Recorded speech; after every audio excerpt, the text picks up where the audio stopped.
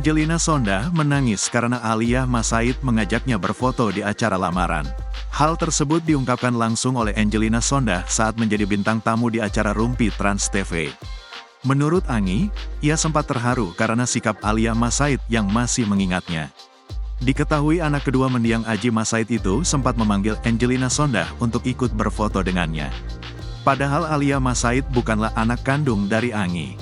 Itu kayak Alia inget sama Momi. Makasih, ujarnya, dikutip Selasa, tanggal 25 Juni tahun 2024. Mendapatkan perlakuan tersebut, Angelina Sondah pun mengharapkan yang terbaik untuk anak sambungnya tersebut. Walaupun Momi nggak pernah mengharapkan apapun.